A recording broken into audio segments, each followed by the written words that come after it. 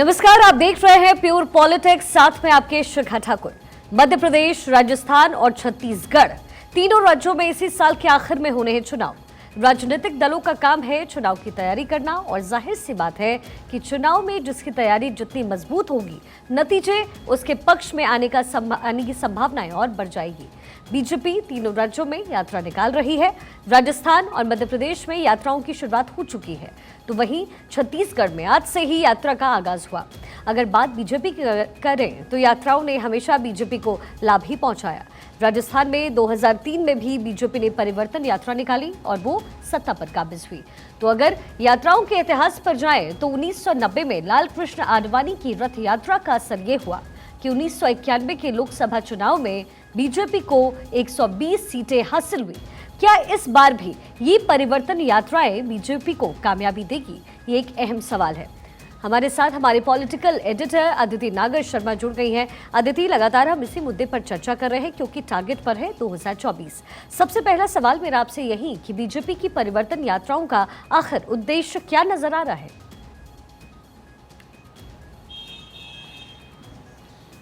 जहां जहां भी भारतीय जनता पार्टी अगर विपक्ष में होती है तो वो उस विधानसभा चुनाव में परिवर्तन यात्रा निकालती है और यात्राओं का और भारतीय जनता पार्टी का अपना एक बड़ा और महत्वपूर्ण इतिहास रहा है। तो अब जैसे क्योंकि आपने पूछा है 2024 2023 सेमीफाइनल है और खास तौर पे राजस्थान, मध्य प्रदेश, छत्तीसगढ़ में चुनाव और राजस्थान में भी छत्तीसगढ़ में परिवर्तन यात्रा निकाली जा रही है। ऐसे में परिवर्तन यात्रा के माध्यम से भारतीय जनता पार्टी जनता के बीच में उतरना चाहती है। परिवर्तन यात्रा के नाम का मतलब ही है कि हम अब परिवर्तन लाना चाहते हैं प्रदेश में। और परिवर्तन कैसे आएगा? जो सरकार है उसको बाहर करके। सरकार बाहर कैसे होगी? जब भी आप मैंडेट मांगने जाते हो चुनाव में तो आप जनता के बीच में उतरते हो। और परिवर्तन यात्रा जैसी कई ऐसी यात्राएं हैं, विजय संकल्प यात्रा हो, जन आक्रोश यात्रा हो, ये तमाम यात्राओं के माध्यम से आप जनता के बीच में उतरते हैं, सरकार की नाकामियों को गिनाते हैं, सरकार में हो रहे भ्रष्टाचार या किसी भी तरह का लॉ एंड ऑर्डर या कोई भी मुद्दा हो उसको निकाल कर आप जनता के बीच में रखते हैं। लेकिन भारतीय जनता पार्टी की स्ट्रैटेजी में जनता के साथ जुड़ने के साथ साथ अपने नए कैंडिडेचर को ढूंढना भी परिवर्तन यात्रा या किसी भी यात्रा का एक हिस्सा होता है। नए लोगों को जोड़ना उस परिवर्तन यात्रा का हिस्सा होता है। इतिहास गवाह है कि ऐसी यात्राएं निकली हैं जिसमें भारतीय जनता पार्टी ने बहुत कुछ बदला है। और ऐसे में जब नए टिकटार्थी, नए उम्मीदवार या नए ऐसे युवा लोग निकल के जुड़ते हैं जो बाद में यात्रा के साथ साथ पार्टी का और फिर रणनीति का बहुत महत्वपूर्ण हिस्सा होते हैं। लेकिन फिलहाल हम 2023 की बात कर रहे हैं। छत्तीसगढ़ में परिवर्तन यात्रा शुरू हुई है और राजस्थान में चल रही है। लेकिन शिखा, इसमें सबसे महत्वपूर्ण बात यह है कि मैं राजस्थान का एक एग्जाम्पल और छत्तीसगढ़ का एक एग्जाम्पल आपको देती हूँ। राजस्थान में पिछले बार की बात करें 2018 की, जब वसुंधरा राजे की सरकार थी, तब भी यात्रा निकाली गई थी, विजय संकल्प यात्रा, दोबारा जीतने के लिए। क्योंकि जब वो सरकार में होते हैं तब विजय संकल्प उसका नाम रख देते हैं। तो उस समय ये यात्रा अप्रैल में शुरू हुई और सितंबर में खत्म हो गई थी। लेकिन इस बार स्ट्रैटेजी में बदलाव कह लें या देरी कह लें डिसीजन मेकिंग में, ये यात्रा सितंबर में शुरू हुई और सितंबर में ही खत्म हो रही है। राजस्थान जैसी जगह जहां 200 विधानसभा सीटें हैं, वहां पर 25 दिन में 4 अलग अलग दिशाओं से आप यात्राएं भले ही निकाल रहे हैं, लेकिन वो टच एंड गो है। उससे बड़ी बात है कि यात्राओं में दरअसल आप टिकटार्थी और नए चेहरे ढूंढते हैं। लेकिन इस बार स्ट्रैटेजी में बदलाव है।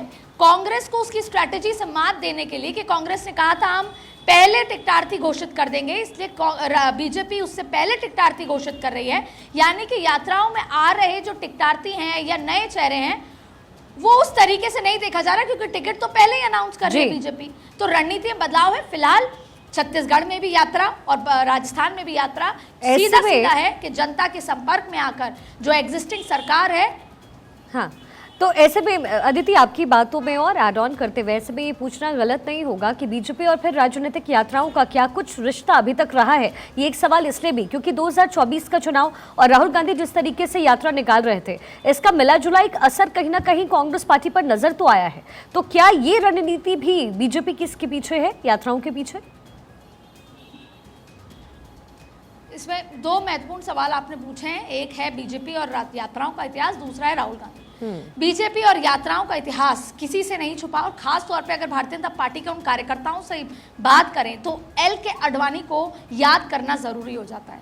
1990 राम मंदिर को लेकर, राम मंदिर के निर्माण को लेकर, हिंदूवादी सोच को बढ़ावे को लेकर, पार्टी से जोड़ने को लेकर 1990 में ये यात्रा गुजरात से शुरू हुई थी, सोमनाथ से, और फिर अयोध्या तक आई थी। वो एक आंदोलन के रूप में देखा गया था, वो एक यात्रा के रूप में थी, और उससे काफी हिंदू विचारधारा वाले लोग भारतीय जनता पार्टी से जुड़े। और उसी के बाद जैसा आपने आंकड़ा बताया कि 91 और तमाम चीजें हुई, उसके बाद जब पार्टी में 120 सांसद आए, यानी कि अगर एक सीधी लाइन में बात करें तो यात्रा का सबसे बड़ा एग्जाम्पल रथ यात्रा जो एल के आडवाणी ने सोमनाथ से लेकर अयोध्या तक निकाली, उसमें बहुत कुछ बदला जो आपने आंकड़ों में बताया। लेकिन यात्राओं का इतिहास बहुत है कि उसके बाद से लगातार यात्राएं निकलती गईं और आज परिवर्तन यात्राएं निकलती जा रही हैं। लेकिन भारतीय जनता पार्टी ने 2 सांसद से लेकर जो 303 का सफर तय किया, या आज की तारीख में 18 करोड़ जो लोग उनके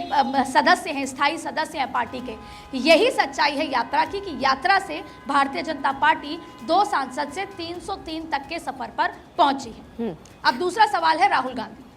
देखिए, जब भी कोई पॉलिटिकल पार्टी अपने आप को कमज़ोर महसूस करती है, कोई लीडर अपने आप को कमज़ोर महसूस करता है, उसके पास केवल एक ही विकल्प बचता है, और वो विकल्प होता है जनता के बीच में उतरना। जी, यात्राओं का एक वेरिएशन है जिसे पद यात्रा कहा जाता है।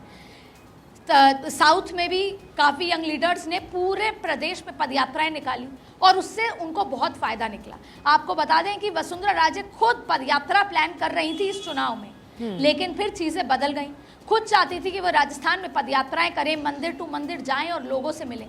लेकिन अब राहुल गांधी का क्योंकि हम जिक्र कर रहे हैं, राहुल गांधी की क्या इमेज थी और आज क्या है, ये इस भारत जोड़ो यात्रा की वजह से है। इंदिरा गांधी ने जब 1977 में, जब वो बुरी तरह इमरजेंसी के बाद चुनाव हार गई थी, तो वो बिहार के बछेरा एक गांव में गई थी, क्योंकि वहां पे जातीय आंदोलन चल रहा था और उसके बाद सब कुछ बदल गया था।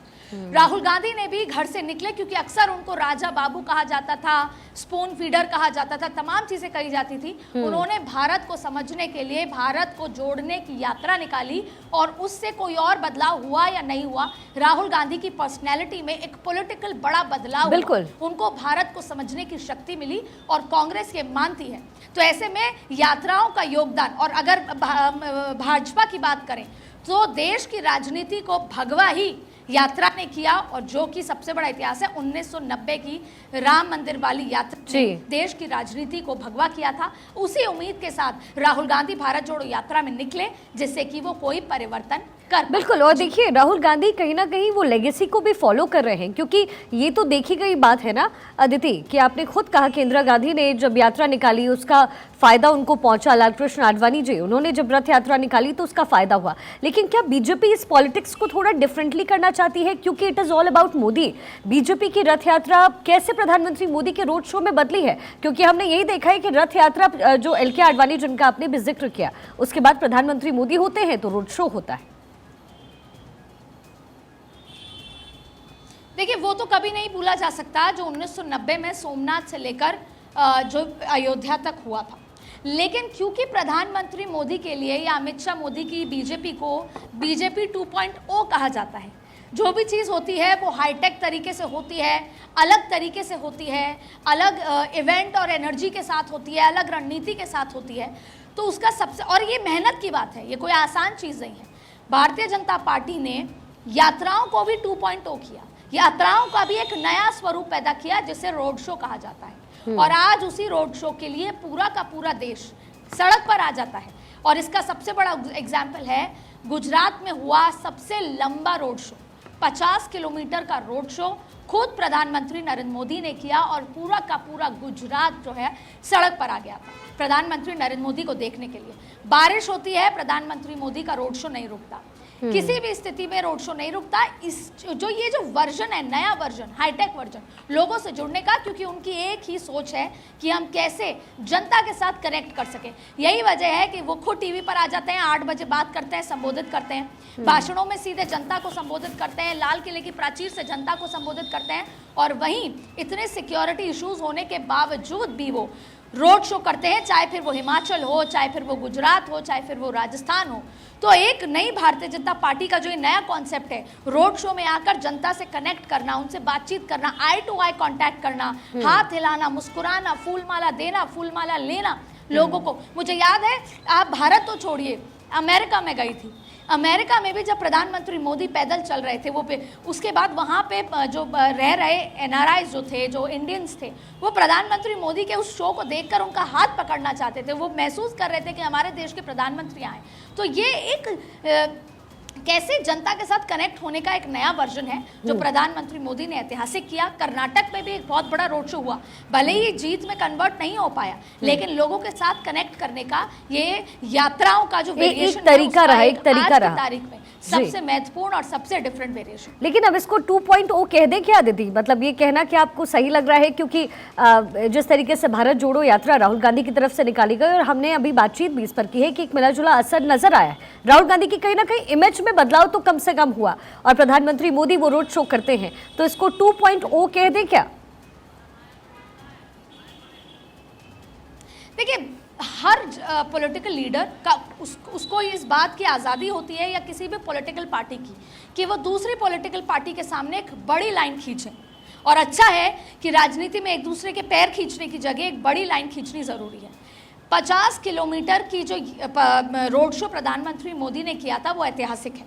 लेकिन आपको बता दूं, राजनीति में खूबसूरती लोकतंत्र की। अमित शाह से ये सवाल पूछा गया कि राहुल गांधी ने भारत जोड़ो यात्रा निकाली, तो अमित शाह का जवाब था ये उनका पुरुषार्थ है, उनकी पार्टी के लिए, उनकी राजनीति के लिए। उन्होंने बहुत खूबसूरत जवाब दिया कि वो उनका पुरुषार्थ, उनकी मेहनत है। राहुल गांधी अक्टूबर 2 को भारत जोड़ो यात्रा पॉइंट ओ या पार्ट 2 कर रहे हैं, तो उसमें कितना बदलाव होता है। वो गुजरात से के पोरबंदर से लेकर, क्योंकि गुजरात से ही वो आंदोलन शुरू हुए जिन्होंने देश को आज़ादी के पहले बदला और आज़ादी के बाद बदला। तब वो डांडी मार्च कहा जाता था, तब वो कुछ और। तो ये आंदोलन जो कभी पदयात्रा हो जाते हैं, कभी रोड शो हो जाते हैं, कभी बस में यात्रा हो जाती है, तो ये आंदोलन के अलग अलग वर्जन हैं जो राजनीति में रहने वाले लोग करते हैं, या जो पहले आज़ादी से पहले जो संगठन हुआ करते थे वो करते थे। तो ठीक उसी तरह राहुल गांधी गुजरात के पोरबंदर से यात्रा निकालकर नॉर्थ ईस्ट जाने वाले हैं, और वो राहुल गांधी के लिए ज़रूरी भी है, क्योंकि उन पर जो सवाल उठता था कि वो जनता के बीच में नहीं आते, वो लोगों से कनेक्ट नहीं करते, तो एक बार फिर उनको ये मौका होगा। कोशिश तो कम से कम राहुल गांधी की तरफ से की गई है अदिति, कि अपनी इमेज बदली जाए, और अगर वोट बैंक में अगर बदलाव इससे हो जाए तो फिर इससे अच्छी बात कांग्रेस के लिए हो नहीं सकती। लेकिन अदिति, क्या परिवर्तन यात्रा से सत्ता की चाबी हाथ लग जाएगी? देखिए, कोशिश और एक तरीका होता है। क्या दरअसल बात ये होती है कि आप अपने प्रेस रूम में बैठकर बयान देना और एक जमीन पर उतरकर जनता के बीच में बयान देना फर्क पड़ता है। जब आपके घर के बाहर से यात्रा निकलती है तो वहां पर एक बज़ क्रिएट होता है। जब आपके कानों में गूंजता है कि ये सरकार ऐसा काम कर रही है, तो फिर आपके कानों में बज़ होता है। तो जो लोग अपने घरों में, अपने रोजमर्रा की जिंदगी में बिजी होते हैं, जब उस विधानसभा में, उस गांव से यात्रा निकलती है, तो बदलाव की हवा भी निकलती है। पर यह कहना जरूरी नहीं होगा, क्योंकि ऐसे बहुत एग्जाम्पल है। कर्नाटक एक बड़ा एग्जाम्पल है, हिमाचल एक बड़ा एग्जाम्पल है, जहाँ यात्राएं निकली, दौरे हुए, बड़े रेड कारपेट में बड़े कारपेट बॉम्बिंग हुई, बड़े बड़े नेता पहुंचे, लेकिन परिवर्तन नहीं हुआ। हिमाचल में नहीं हुआ, कर्नाटक में नहीं हुआ, ऐसे कई राज्य जहाँ नहीं हुआ। लेकिन ये कहना बहुत ज़रूरी भी है और बहुत इंपॉर्टेंट है, क्योंकि भारतीय जनता पार्टी कोई भी स्टोन अनटर्न्ड नहीं छोड़ती, वो अपने प्रयासों में कमी नहीं छोड़ती। यही वजह है कि परिवर्तन यात्राओं का जो इतिहास लंबे समय से चला आ रहा है, वो राजस्थान और छत्तीसगढ़ में भी हो रहा है, मध्य प्रदेश में अलग तरीके से हो रहा है, वहाँ उनकी सरकार है। लेकिन यात्राओं के माध्यम से लोगों तक पहुँचना, लोगों को ये बताना कि ये सरकार क्या काम कर रही है और परिवर्तन क्यों ज़रूरी है, यानी कि सीधा सीधा जन संवाद करना। यात्राओं का एक बहुत बड़ा पहलू है जनसंवाद, जनता से कनेक्ट होना। जनता अपने घरों से निकल कर आती है, और ऐसे में जो उम्मीदें हैं सरकार में वापस आने की, उस सरकार को गिराने की बढ़ जाती हैं। इसलिए कह सकते हैं, जो आपका सवाल है, कि परिवर्तन यात्रा से परिवर्तन करने के चांसेस बढ़ जाते हैं। और परिवर्तन करने के साथ ही अदिति, ये बात अलग है शिखा, जी बात पूरी कीजिए प्लीज। एक लाइन बस ये कहूंगी, ये बात अलग है कि फीडबैक आ रहा है कि उस तरीके से भीड़ इस बार आ नहीं रही, जनता से ज्यादा टिकटार्थी आ रहे हैं, टिकटार्थी अपने सीवी लेकर अपने समर्थकों के साथ आ रहे हैं, ये बात अलग है। लेकिन फिर भी परिवर्तन यात्रा जब निकाली जाती है, एक्सरसाइज होती है, तो कहीं ना कहीं बस क्रिएट होता है। अदिति, मेरा सवाल आपसे ये था कि अगर आपको याद हो, दांडी मार्च निकाला गया महात्मा गांधी की तरफ से, जब निकाला गया आज़ादी से पहले, तो लोग जुड़ते गए, कारवां बनता गया। क्या अब यही एजेंडा और यही तरीका, मैं बीजेपी और कांग्रेस दोनों का जिक्र कर रही हूँ क्योंकि हम यहाँ पर भारत जोड़ो और परिवर्तन यात्रा दोनों का जिक्र कर रहे हैं, क्या अब इन पॉलिटिकल पार्टीज को लग रहा है कि लोगों को जितना ज़्यादा जोड़ा जाए, यानी यात्राओं के माध्यम से, ये कहीं ना कहीं उनके लिए कारगर साबित होगा, फिर चाहे वो कांग्रेस हो या फिर बीजेपी हो? देखिए, लोगों को जोड़ना हमेशा कारगर साबित होता है। जब 2015 में ऑन रिकॉर्ड बीजेपी ने वो आंकड़े पार किए जो, जिसे बोलते हैं कि वो चाइना की जो पार्टी है उनके आंकड़े मेंबरशिप में, तो वो दुनिया की सबसे बड़ी पार्टी बनी। आज भारतीय जनता पार्टी अपनी विचारधारा को फैलाकर, लोगों को अपने साथ जोड़कर जी कितने बड़े सदस्यता जो अभियान चलाकर बहुत बड़ी पार्टी बन गई है। ठीक उसी तरह आप जब सड़क पे उतरते हो, अपनी विचारधारा का बखान करते हो, अपने लोगों से कनेक्ट करते हो, लोगों को जोड़ने से ये संभावनाएं, चाहे कांग्रेस हो चाहे बीजेपी हो, ये संभावनाएं पैदा होती हैं कि आप सत्ता में काबिज हो सकते हो। और सत्ता में काबिज होना ये आपका परसेप्शन हो सकता है पॉलिटिकल पार्टी का, पर लोगों को लगता है कि ये आदमी अगर आएगा तो ये हमारे जीवन में विकास की गंगा बहाएगा, ये कोई ना कोई रिफॉर्म, कोई ना कोई बदलाव करेगा। तो अब राहुल गांधी का जिक्र कर लेते हैं। आपने भारत जोड़ो यात्रा से पहले राहुल गांधी के बारे में जो भी सुना या पढ़ा होगा, वो एक इमेच्योर लीडर थे। भले ही वो आज संसद भवन में फ्लाइंग किस से लेकर तमाम चीज़ें कर जाते हैं जो शायद एक्सेप्टेबल नहीं है, लेकिन फिर भी इस तरह से उनके लिए बस क्रिएट नहीं होता। अब उनको एक संजीदा नेता के रूप में देखा जाता है। तो वो एक यात्रा ही है जिन्होंने उनके पॉलिटिकल करियर में पॉलिटिकल इमेज को बदल के रख दिया है। और वो नरेंद्र मोदी हैं जिन्होंने 50 किलोमीटर लंबे यात्रा करके, रोड शो करके एक इतिहास गढ़ दिया, लोगों के साथ संपर्क कर दिया कि गुजरात में 156 का रिकॉर्ड पार हो गया जो आज तक के इतिहास में नहीं हुआ। दांडी मार्च से लेकर अब तक, जैसे दांडी मार्च सीधा सीधा एग्जाम्पल है, दांडी मार्च से हमने आज़ादी पाई, वो शुरुआत थी जहां हमने अंग्रेजों को भगा दिया था जी। तो ठीक उसी तरह हम अब पॉलिटिकल पार्टी में उसको अलग तरीके से लेते हैं, लेकिन जब भी आप अपने घर से बाहर निकलकर संघर्ष के रास्ते पर उतरते हो, चाहे फिर वो यात्रा हो, पद यात्रा हो, किसी भी तरह की यात्रा हो, उससे आप जनता से कनेक्ट होते हो और फिर जनता आपके बारे में सोचती है, आपकी विचारधारा समझती है, आपको पढ़ती है और फिर आपके लिए क्या चयन करती है, क्या आपको वोट देती है, ये तमाम चीजें निकल कर आती हैं। ठीक है अदिति, यानी कुल मिलाकर के अगर समझा जाए तो ये बहुत ज़रूरी हो गया इन तमाम पॉलिटिकल पार्टीज़ के लिए कि सोशल मीडिया पर जो वो कनेक्ट करते थे, उससे ज़्यादा अहम, उससे ज़्यादा इम्पॉर्टेंट है कि वो यात्राओं के ज़रिए लोगों को जोड़े, अपना कारवा बनाएं। और यही काम बीजेपी की तरफ से किया जा रहा है, यही काम कांग्रेस अब तक करती आई है और अब दूसरा वर्जन भी लेकर के राहुल गांधी निकल पड़े। बहुत बहुत शुक्रिया अदिति आपका हमारे साथ जुड़ने के लिए। तो प्योर पॉलिटिक्स में हम बात कर रहे थे 2024 को साधने की तैयारी कैसे पॉलिटिकल पार्टीज़ की तरफ से की जा रही है, लेकिन सबसे बड़ा सवाल है कि इस प्योर पॉलिटिक्स में कौन होगा सक्सेसफुल और कौन रह जाएगा पीछे। लगातार हमारी नजर बनी रहेगी।